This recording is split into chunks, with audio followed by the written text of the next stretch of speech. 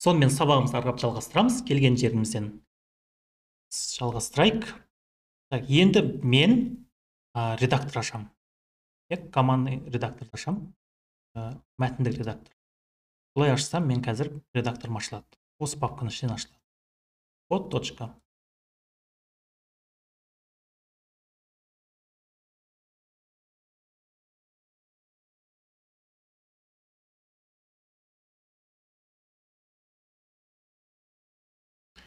Жақындағына. Окей. Так, енді мен қараңыздар. Бұл жерде былай істейік. Менде ешқандай қазір окошко жоқ. Мен қазір новый окошко ашсам, ашылып кетеді. Былай істейік. Бірінші алдымен гид қазір бізде таза ғой. Гид қазір бізде таза. Қараңдар. Енді осыны біз не істеп алайық? Коммит жасап алайық. Түсіндіңіздер ме? Алдымен бір файл құрамыз. Ол файлдың аты, давайте былай болсын. Әндер болсын, е? Әндер жинағы болсын. Әндер және әншілер болсын немесе. Әншілер. Давайте осылай істейік. Әндер және әншілер тексті. Яғни мен сақтайтын жерім дәулет ішінде тест гид командс папкасы, оның ішінде әндер деген папка. Сонымен сақтаймыз. Қараңыздар. Енді Visual Studio Code'да мына жерде менде терминалмен жұмыс жасай беруге болады осы жерде. Бірақ енді сіздерге бөлек болсын. Кейінгі мысалдар осылай жасайтын боламын. Әзірге бөлек терминалда жасай берейік. Бөлек терминалда.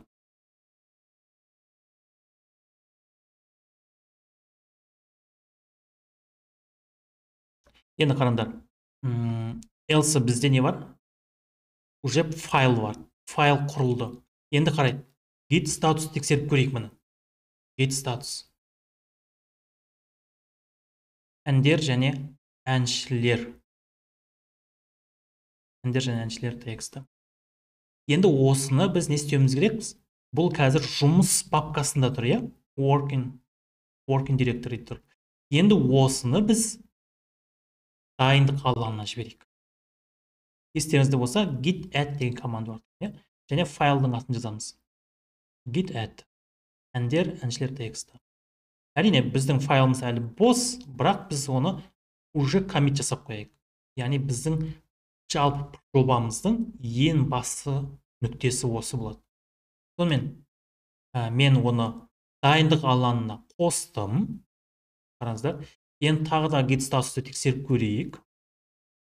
Енді біздің файлымыз дайындық алаңында тұр. Енді бұны не істейміз? Енді мен коммитке жіберемін. Яғни базаға саламын.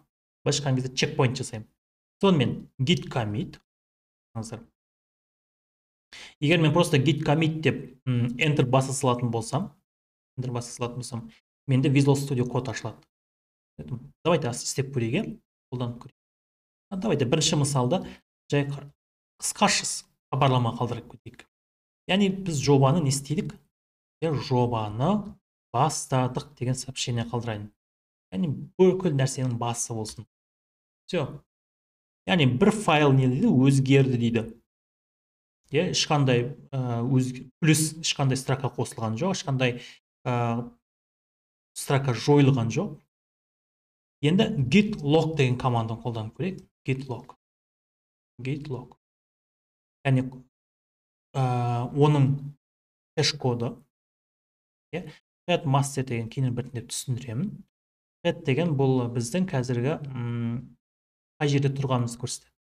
Master деген біздің тармағымыз. Бізде басқаша тармақты құра береміз. Және мұны авторы, поштасы, құрылған датасы, уақыт. Мына комментарий. Бұны бастады. Сонымен файлымызға біз аздап өзгеріс енгізейік. Давайте әншілердің және әндердің тізімін жазып шығайық. Мысалы, мен өзім жақсы көретін әндерімді жазып шығайын. Мысалы, немесе өзіме жақын әндер жазып шығайын. Шәмші Қалдаяқовтың Арыс жағасында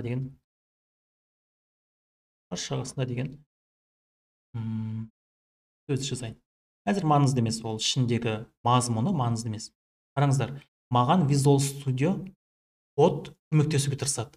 Мен қазір өзгерттім. мына жерде менде m деген сообщение шықты. Modified деген, иә? Modified. Мына жерде міне modified деп өзгерді.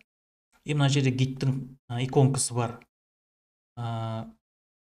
Қарасаңыздар, мына жерде менде яғни өзгеріс болғанын көрсетіп тұр. Өзгеріс болғанын көрсетіп тұр. Қараңдар, файлды ашуға болады, иә? Отмена жасауға болады. Бұлай істесеңіз, біз жаңағы дайындық алаңына жібереміз, state changes. Иә? Мына бізде просто сообщение өзгергені, өзгермегені жайлы ақпарат беріп тұр. Яғни бізде Visual Studio Code'да көмектесіп тұр. Егер атоммен жұмыс жасайтын болсаңыздар, атомда сондай мүмкіндіктер қарастырылған. Атом редакторының өзі де GitHub'тан шыққан. Әрине, ондай мүмкіндіктер бар. Сонымен қараңдар, мен файлды өзгерттім. Енді қайтадан команд строкаға келейікші. Не болып жатыр? Git статус тексеріп көрейік. Бізде не болды? Өзгертілген, modified. Естеріңіз болса, өткен жолғы схемаларға қараңыздар. Біз файлды өзгерттік. Ол modified. Енді біздің екі жолымыз бар. Или біз өзгерісті отмена жасауға болады, git restore. Git restore деген кейін өтеміз біз әлі. Оның бірнеше командаларын механизмдер бар. Біраз уақыт арнау керек оған. И git add дейді. Яғни оны не істеу керек дейді. Коммитке қосу үшін дайындық алаңына, стейджге қосуымыз керек былайша айтқан кезде. Қосайық, git add. Және файлдың аты. Әндер және әншілер. Git статус тексеріп көреміз. Сонымен ол дайындық алаңында тұр, яғни стейджде тұр. Енді біз оны істеуге болады. Жасауға болады. Давайте. Енді бұл жолы біз просто коммиттеп көрейік. Қараңдар, менде настройка бойынша Visual Studio Code берілген болатын. И менде автоматты Visual Studio Code ашылды. И git commit әлі аяқталған жоқ. Ол күтіп тұр. Waiting тұр. Пока мен эдитор жапқан кезде, ол арқырап жалғастырады. Мен мына жерде комментарий жазуыма болады.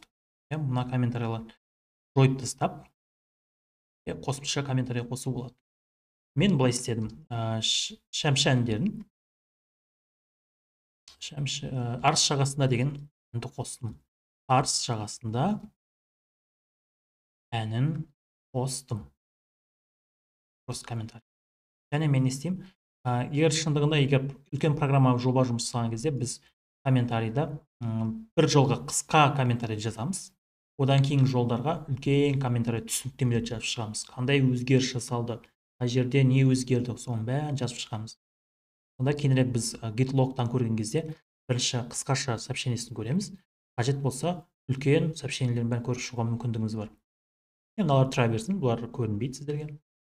Окей, сақтаймын, және мына файлды жабамын. И менде арқап жалғастырылды да, commit жүрді. Яғни бір файл өзгерді, және бір строка несілі қосылды.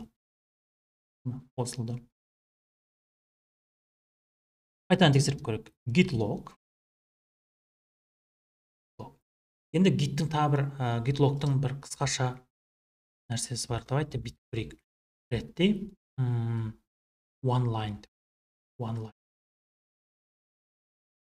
Яғни бір қатарға жазылады. Негізі ең дұрыс жолы git log мен негізі көп қолданатыны просто one line, яғни бір қатарға қысқа қылып шығарады. One line. Негізі осыны қолданған дұрысырақ. И мынау хэш-кодты қысқа вариантта шығарады. 8 әріп, 3, 4, 5, 6, 7 әріп. И бұл 7 әріпті кейінірек пайдаланатын болады. Сонымен git log one line деп қолдануға да болады.